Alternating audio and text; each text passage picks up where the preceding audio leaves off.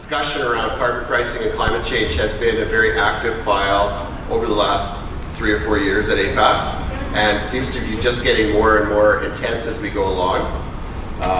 So as a staff, as a board, our policy committees, our district meetings, we've engaged in discussion and policy development on this for quite a long time, and we've been really active in engaging with decision makers. So I just wanted to give you a bit of background in some of the work that we have done, some of the results that came up at our carbon summit in the summer, 2 summers ago, and some of the consultations that we've been involved in. So we realized early on when there was a change of government and there were some policy directions that we understood were coming our way, that we had better learn more about the whole issue about carbon pricing and the whole issue about climate change policy. So Richard developed a whole discussion package, including PowerPoint, that we took out to all our district meetings, and that would be 3 years ago, I think, 2.5 years ago. So we were able to bring ourselves up to speed as an organization and discuss the various issues. We had our carbon summit in this room in July of 2017, and speakers and presentations on a wide variety of topics, and some of our speakers and presenters are coming back to update us on some of the activities, so we're really happy to have that. We had a really good attendance, about 175 people, and more than half of those were not APAS reps, but were people from the rest of the industry. It was streamed live on the internet. It was broadcast on cable TV stations. Richard prepared a report that was widely circulated, and a lot of what we learned at that carbon summit was the background for our ongoing policy development and our advocacy for producers. So there was a conference report, and I don't know how many of these we've sent out or how many have been requested or downloaded from our website, but it's certainly had a wide distribution. And we're hoping to do, or we're planning to do, a report arising from this session. And that's one of the reasons we're doing the interactive technology, so we're not just recording the questions from the few people that are able to go up to the microphone after each presenter, but we're also going to record the questions and comments that you raise through technology as action items that we can carry on into the future. So I mentioned the district meeting discussions that we had. Our APAS reps became much more familiar with all the issues and concepts that we were discussing. We did a lot of background research, especially Richard, and the board assigned I guess the task of studying this in further detail to the APAS Land and Environment Committee, and they took that very seriously. We had the Land and Environment Committee sat down and drafted, I think, 7 resolutions on different carbon pricing and climate change topics. Basically, our fundamental deal was the opposition to carbon taxation on agriculture because of the impacts that Todd was explaining. Almost as important as that is the recognition of agriculture's contributions to sequestration, management of grasslands, value of natural carbon sinks, and proposed funding for beneficial management practices. And those resolutions were taken along to the Canadian Federation of Agriculture annual general meeting, where they were met with a wide support from our colleagues from across Canada. So producers across Canada share the same concerns that producers in this room have about carbon pricing and the whole issue of recognition for agriculture. So there's unanimity on that one. Consultations have been something that we have been very active on. So whenever the federal or provincial governments do a consultation on any of these topics, we make sure that we provide a submission. So that would include the Canadian Council of Ministers of Environment, who are looking at offset design. That's the policy that would pay producers for carbon sequestration.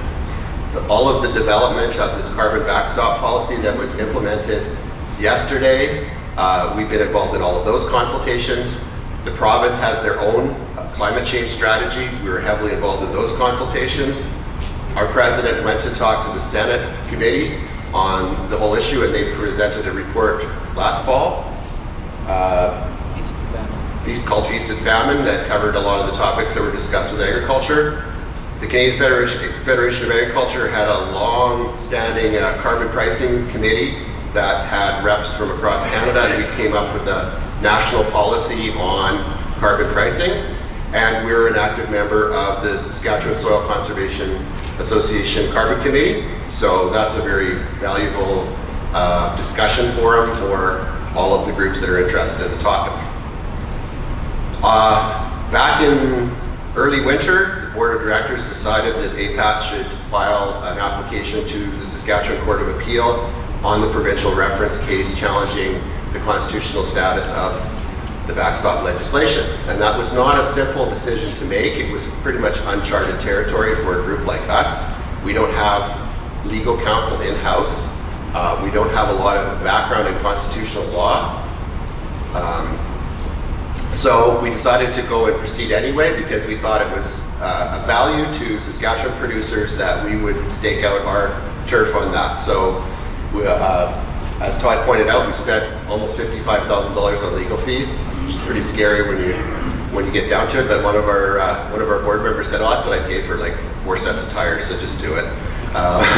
We did a lot of research for our application and working with very intelligent lawyers from a reputable firm, developed a factum that was filed, and then verbal presentations were made by our legal counsel on February 14th. So we were the only agricultural group in Canada that filed as an intervener opposed to the carbon tax. So that's how APAS is standing up for our members. It's a very complex constitutional issue. I'm sorry that I know as much about it now as I do, but if you ever have insomnia, I'll be happy to sit down and go through it, because I think if I've had to learn it, everybody else should as well. But we're probably expecting a decision.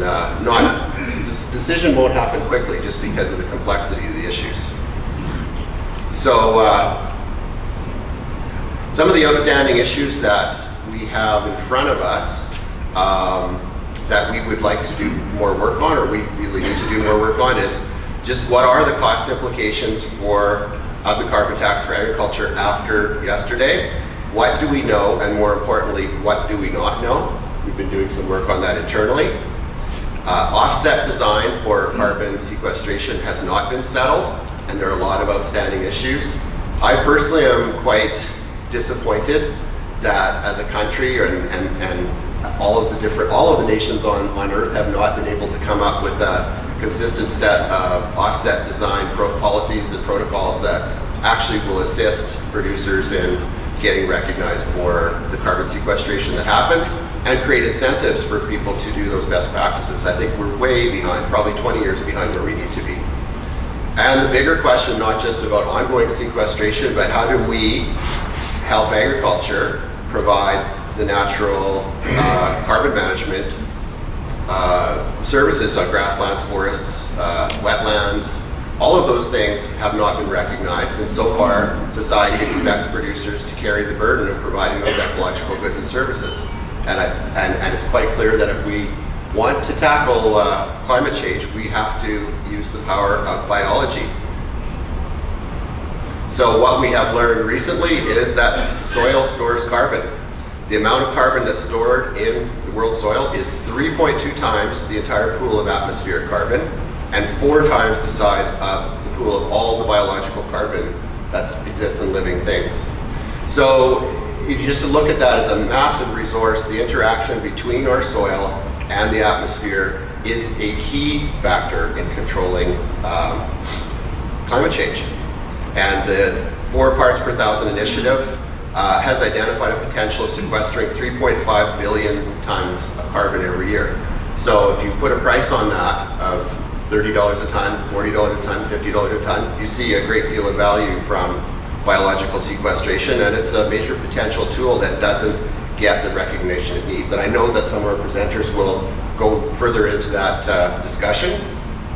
So we have opportunities. What opportunities are there to maximize our sequestration? How do we design incentives and develop technology to make those work? What opportunities are there to reduce our energy costs? What management practices have the highest benefit, both environmentally and economically? And can producer landowners gain benefits from renewable energy development in solar, wind, biomass, and biofuels? So there's a downside when we have a tax, but policies can also have an upside. So I think it's important that we always look at both the problems and the solutions and see where we can play a part. So This meeting is an update on the work that we did in 2017. We need to further develop our understanding of what the costs are, what the technologies are, and where does public policy need to go. And we need your questions and your suggestions. And for us at the APAS office and APAS staff, sometimes what we don't know is just as important as what we do know. So what are the gaps? How can we start working on those gaps to flesh out our understanding? And we're going to be using the interactive tools. So that's the context for the discussion that we've set up on the agenda for you today. And I'm going to ask Richard to come up and share some of the work we've done on the costing of carbon taxation. Okay, so just as sort of a little caveat before I start, I am not an agricultural economist whatsoever. My background is in geoscience and soil science. So when you ask me to start putting together numbers and projections, I get a little bit edgy on it, but I figured I'll go through everything step by step, explain all the assumptions, everything I've looked at, give the numbers some context. Just spitting out a model that gave me a number for you guys, that's boring. We're going to go through the calculations, and my hope is that a lot of the information I've used for the input data actually comes from the 2019 crop planning guide. So my hope is that down the road you guys can get a copy of my calculations in here, pull out your crop planning guide, look at your potential commodity for your soil zone, insert that information in there and start coming up with some numbers of your own. So as of yesterday, we have the application of the federal carbon backstop to Saskatchewan. So it's at $20 a ton for CO2 equivalent in 2019, rising $10 a year to $50 a ton in 2022. And I'm not going to go through the chart too much here, just sort of an idea of what that's going to look like as an additional price on your particular inputs. So what are some of the things I looked at? Of course, I had to attempt to quantify fertilizer. I apologize, it didn't go particularly well, but I'll explain what's going on with the fertilizer industry. I also looked at grain drying, rail, trucking, heating, and electricity. So on the fertilizer side, now nitrogen fertilizer plants will be applied to, if they're in a backstop jurisdiction, by the output-based pricing system. So that means they're going to look at each of the facilities that produces nitrogen fertilizer within a particular sector and try to work out what the mean emissions are for all those facilities put together. Then originally, it's supposed to be set at 70% of that mean is what the cap is going to be on those facilities. So if you emit over the cap, you'll pay, and if you're under the cap, then you'll get some sort of offset stuff to carry forward into the future. Now, 4 sectors were assessed to be at high competitive risk under the output-based pricing system. So their standard, instead of being put to 70% of the mean, it was put to 90% of the mean. So they're only paying 10%, the cap is only 10% below the mean value. So of course, cement, iron and steel manufacturing, lime, and nitrogen fertilizer. So that does help sort of mitigate some of the impact to the pricing on fertilizer. I'll jump into grain drying. So one of the things I wanted to do, I wanted to give you a scenario of 2019 today, and then a scenario for 2022 when we hit $50 a ton. So in this case here, for grain drying, thanks to Devin Walker for giving me the specs on a grain dryer he's currently looking at. So in our scenario, we want to drop the moisture content on 400 bushels of spring wheat from the black soil zone. So this is where the crop planning guide comes into play, that you can start inserting your information. And for our dryer, we have 170 cubic meters per hour of natural gas at 10 psi, running at 6 million BTU. So we want to drop that 400 bushels, 5 points per hour capacity. Now, some of the assumptions, you're not going to run your grain dryer at the full 6 million BTU. You're going to probably run it around 4 million at a consumption rate of 112 meters cubed per hour. And the dryer itself is only going to be burning for about 30 minutes that hour. So that's 10 minutes to fill, 30 minutes to heat and dry the grain, 10 minutes to cool the grain, and then 10 minutes to unloading. So we worked out to about 56 cubic meters per hour of natural gas being consumed at 10 psi. Now, when we look at the cost on propane in 2019, it's about 3.1 cents per cubic meter. And then we multiply that by the 56 cubic meter per hour. And then of course we get our value for per hour, what we're spending in terms of carbon tax on the propane we're using. Then we sort of work that into the 400 bushels to get the value per bushel. And then we multiply that by the 65.2 bushels per acre. Again, that's for the crop planting guide for spring wheat in the black soil zone. So you can pull your own number up, throw it in there, and try to figure out what you're looking at. So in this case, we got about 28 cents per acre. Then to take a step forward to 2022, kicking up the price of the carbon on propane, and again, all of our same information, about 89 cents an acre. Then we'll jump into the rail side here. So in our scenario, we're going to look at hauling spring wheat from Melfort in the black soil zone to Vancouver via CP. So from distance, we got this from looking at the rail atlas, about 1970 kilometers or 1,224 miles. Now, the important thing we had to do is we had to divide this up by the distance in Saskatchewan, Alberta, and BC. And the reason why we had to do that is because we have a price of $20 a ton in Saskatchewan, $30 a ton in Alberta right now, and $40 a ton in BC. So it's different rates at different areas. And of course, this is, the charge per mile is per revenue car mile. So that refers to whether it's loaded or it's empty. So we take the value for Saskatchewan, times it by the miles, same with Alberta and BC, and we get a value of about $67.83 per car in carbon charge. Now getting back to, we make the assumption of about 3,300 bushels of spring wheat in a rail car to get the price per bushel. And then we use again our crop planting guide numbers to get about $1.34 an acre for rail hauling. Jumping forward to 2022. So in this case here, we can use it, we're all supposed to be at $50 a ton at that point, so we'll just use the total number of miles. And again, using our 3,300 bushel rail car, and we get to about $2.03 an acre in that case. On the trucking side, we want to look at hauling spring wheat in the black soil zone from the farm to the elevator. So, for that distance, you might ask, how do we know the distance from your farm to the elevator? And for this, we use the 2002 Corp report on commercial trucking rates on the movement of grain in Western Canada. They estimated about 63 kilometers or 39.4 miles on average from a farm to an elevator.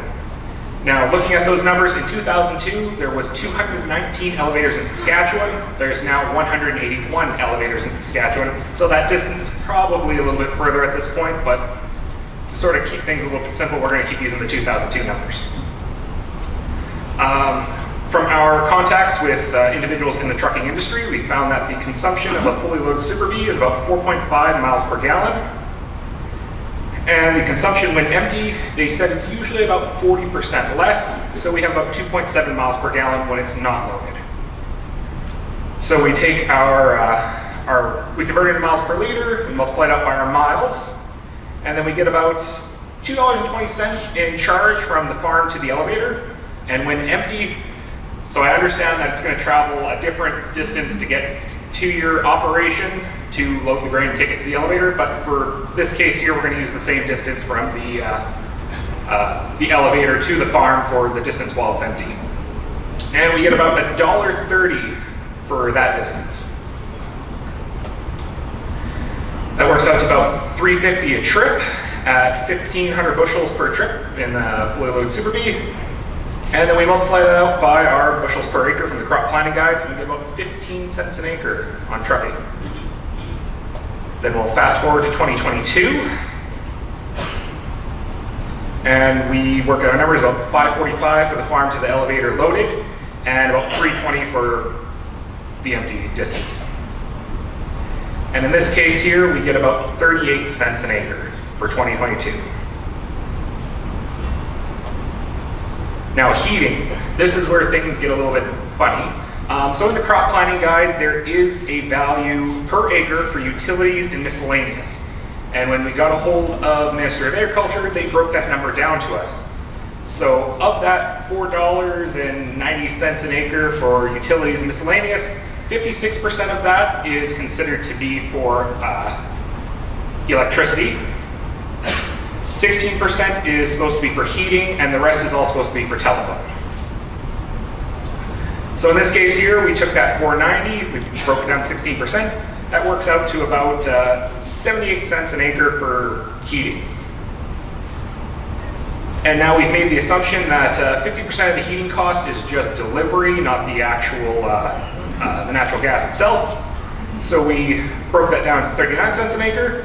And then when we're looking at what the cost of the natural gas is on April 1st, the new numbers that were posted yesterday by Sask Energy, and we look at the value of the carbon levy and we factor that into the price, that's a 40% increase in the cost of your natural gas. So if I'm looking at that 39 cents an acre, according to the crop planning guide there, and you look at a 40% increase, that's another 15 cents an acre. Then let's jump forward to 2022 and $50 a ton. So this is where things get a little bit funny. So we're saying, so if it's a 40% increase at $20 a ton, and we're sort of working on the same scale here, we could be looking at a 100% increase. So essentially we could be looking at 39 cents an acre in 2022. On to electricity. So when we look at the SaskPower rate increase on April 1st, we got in touch with SaskPower.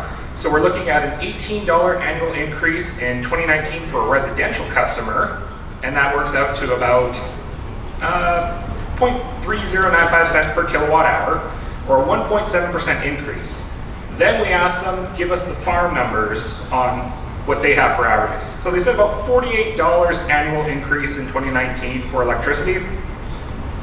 And going through that, we get about a 2.1% increase on average on the farm customer bill.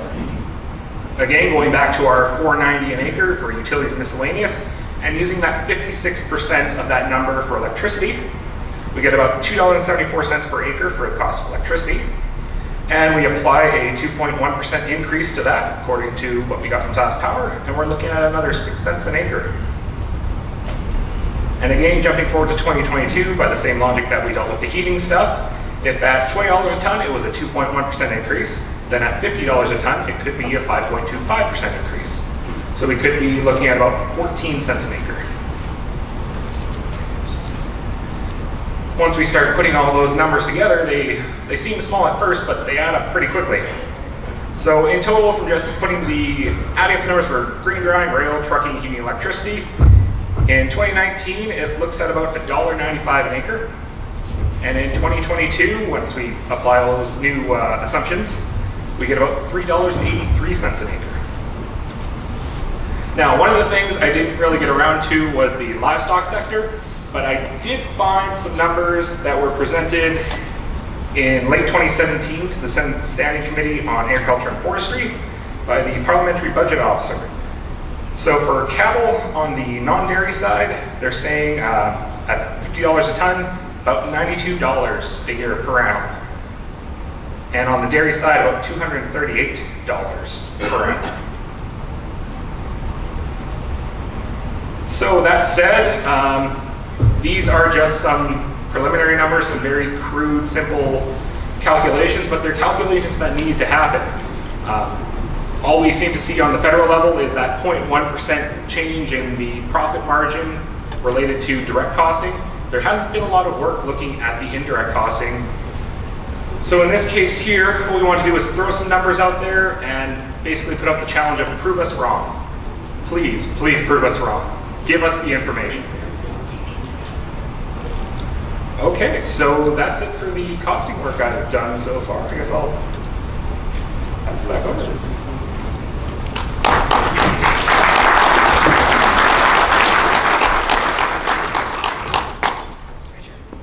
Great, thank you very much, Dwayne and Richard. Are there any questions of either Dwayne or Richard? And again, I'd ask if you have a question, if you come to the mic and just tell us your name and who you're representing. Be gentle.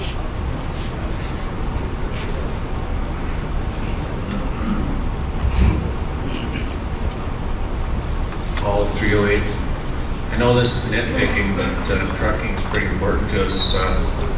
The 40% should be an increase in mileage, not a decrease. Yeah, we did that. I know you claim not to be a mathematician. Oh. Yeah. Okay, we got it.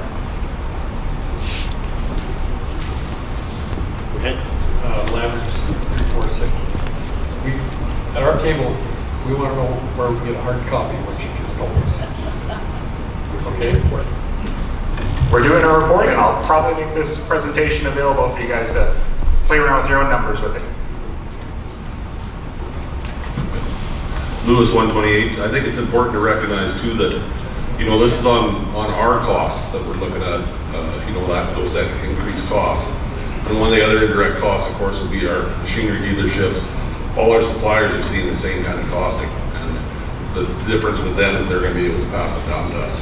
So that's going to be a big part of the indirect costs as well as this rolls itself out. I mean, $2 an acre is significant now, and I think when we get the other costs involved, we'll probably at least double it. So I think it's a real good work to start with. Thank you.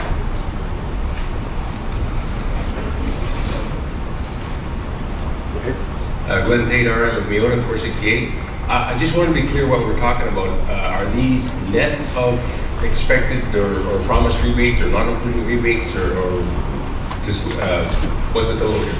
So all the costs involved in this are the charges just associated with the price being put on the particular commodities. And do we have any guess, any idea what the rebate level might be off those? None. Zero, so this is net? Yes.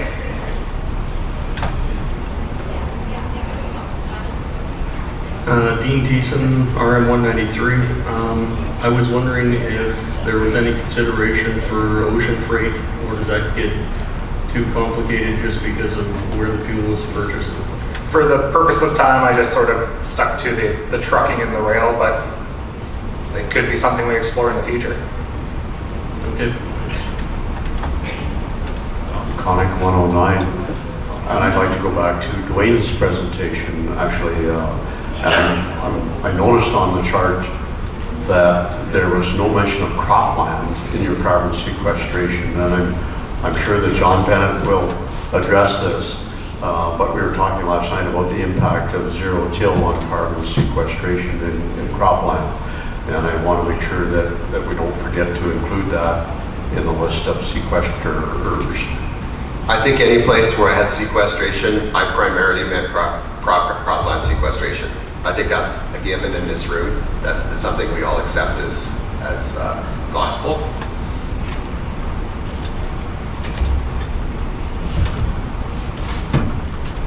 Okay, are there any more questions of our presenters? I think it's interesting that we held our first carbon summit not quite 2 years ago, and while a lot of things have changed, a lot of the same questions still remain. And for a lot of the questions that are out there, we don't have any answers yet. And for me, that's the frustrating part, because we don't really know.